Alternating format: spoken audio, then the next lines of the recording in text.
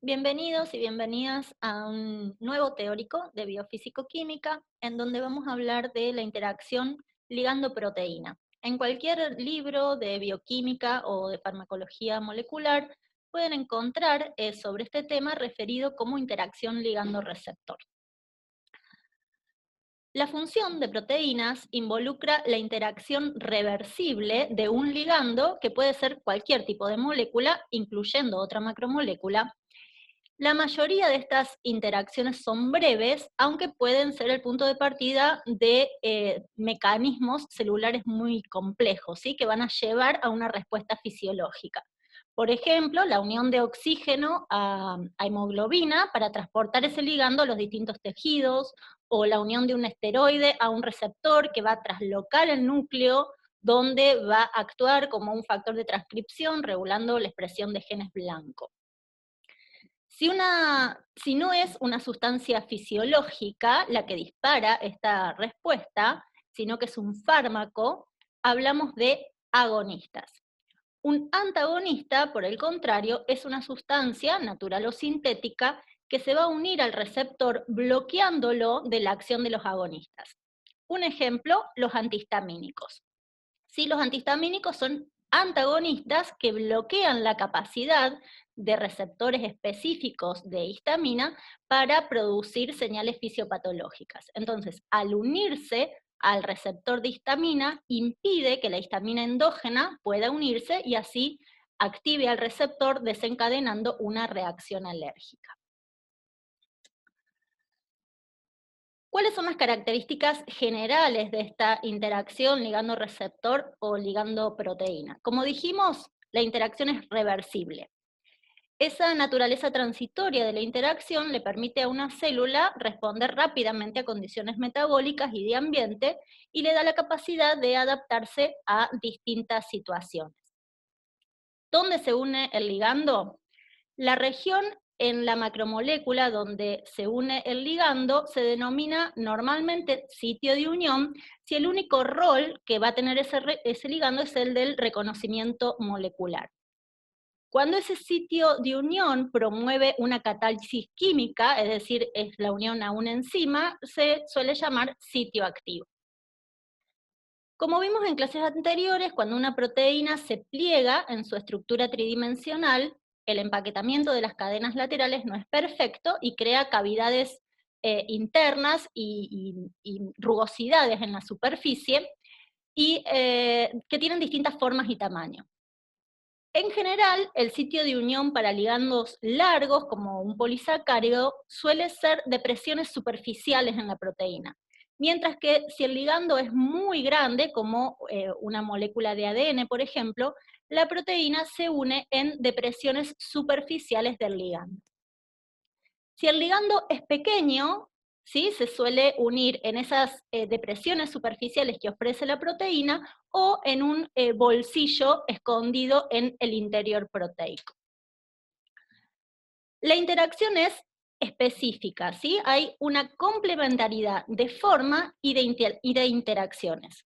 La distribución de cargas, esto se representa en esta imagen de acá, la distribución de cargas entre el ligando y su sitio de unión está compensada, ¿sí? Es decir, si el sitio de unión tiene cargas positivas, el ligando tendrá cargas negativas, ¿sí? La distribución de donores y aceptores de puente hidrógeno también están compensadas para que se maximicen, y las interacciones electrostáticas, como les dije recién, están neutralizadas.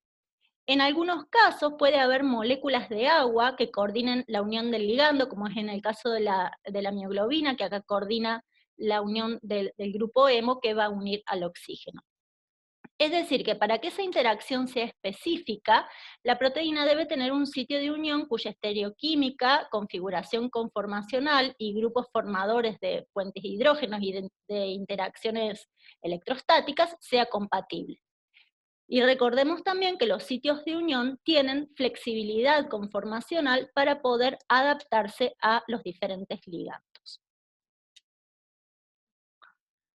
La unión de un ligando con un receptor se describe como cualquier equilibrio químico de formación de complejo.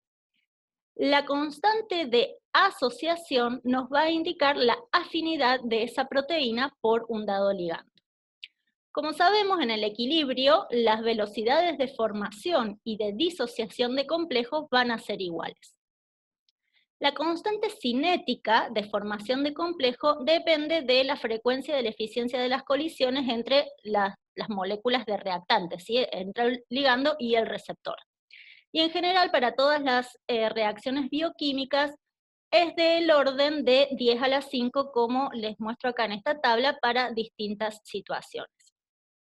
Las mayores diferencias se ven en la constante cinética de disociación del complejo, que depende más de la estabilidad del complejo. Es decir, que la afinidad va a depender más fuertemente de esta constante de disociación. En esta tabla, como les decía, les muestro algunos valores, rangos de afinidad para distintas reacciones que se encuentran en bioquímica. Las más altas suelen encontrarse en interacciones antígeno-anticuerpo. Una de las constantes de asociación más altas en bioquímica es la de la interacción entre la proteína estreptavidina o su homóloga avidina con biotina, que es la vitamina B7. Esta proteína, que es la que les muestro en esta imagen, es un tetrámero y acá se muestra unido a dos biotinas. Este complejo tiene una constante de asociación mayor a 10 a la 12, es muy alta, y por esta excepcionalmente alta constante de asociación se usa mucho en biología molecular y en bionanotecnología porque el complejo es muy resistente a pHs o temperaturas extremas, a solventes orgánicos, desnaturalizantes o detergentes. Para describir cuantitativamente esta interacción, vamos a usar el modelo más simple, ¿sí? Que asume que todos los receptores son igualmente accesibles al ligando, que los receptores pueden estar libres o unidos y que la interacción es reversible, es decir, es un equilibrio de formación de complejo. Entonces, este equilibrio tendrá una constante de asociación que nos va a hablar de su afinidad, o la inversa, ¿no? La constante de disociación. Cuando hablamos de interacción ligando-receptor, van a encontrar frecuentemente en cualquier libro que se emplea la fracción de saturación o ocupación fraccional, ¿sí? Que nos relaciona la cantidad de receptores ocupados respecto a los totales. Esta función describe una hipérbola rectangular que se aproxima asintóticamente a 1, es decir, a la saturación de todos los sitios de unión, cuando la concentración de ligando es grande. La concentración de ligando que corresponde a una fracción de saturación de 0,5 es la constante de disociación del complejo. Entonces, cuando tenemos una reacción de formación de complejo con menor afinidad, es decir, una constante de asociación más baja, tendremos una curva de saturación por debajo de la que teníamos graficada en negro.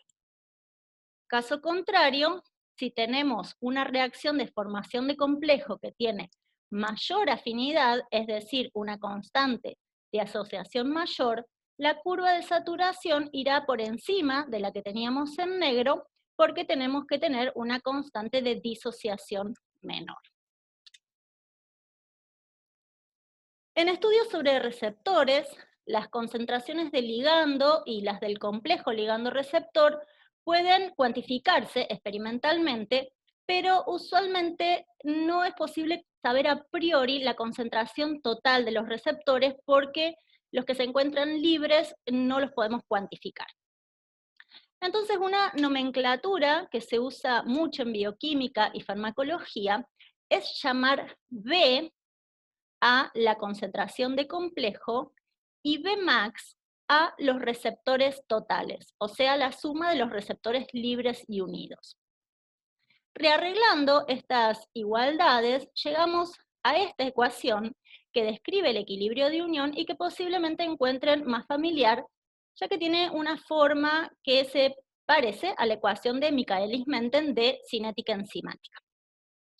Entonces, un gráfico de B en función de la concentración del ligando libre es una hipérbola rectangular. Acá hay que recordar que B incluye todas las especies de R que pueden estar formando el complejo con el ligando. A concentraciones altas de ligando, la curva se aproxima a Bmax, que corresponde estrictamente a todos los sitios de unión accesibles al ligando. Y nuevamente, la concentración de ligando, que corresponde a la mitad de la Bmax, es la constante de disociación del complejo. Por cuestiones prácticas e incluso históricas, suelen usarse versiones linealizadas de los datos originales para poder aplicar métodos de regresión lineal.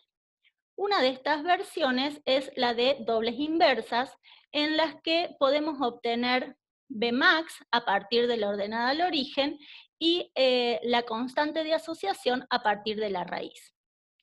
Una representación muy usada, especialmente en farmacología, es esta otra representación que se conoce como gráfico de Scatchard, en donde podemos obtener la constante de asociación a partir de la pendiente de la recta y Bmax de la raíz o la ordenada al origen.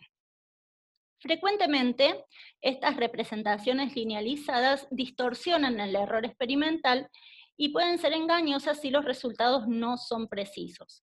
Pero tenemos que tener presente que cualquiera de estas representaciones, las linealizadas o la hiperbólica, nos dan la misma información, la afinidad de ese complejo y el número de sitios de unión. Acá les dejo un ejercicio que muestra dos experimentos de unión de ligando-receptor para que interpreten, a partir de las representaciones linealizadas, las similitudes o diferencias entre ambos complejos y también para que analicen otras situaciones que les detallo ahí en la filmina.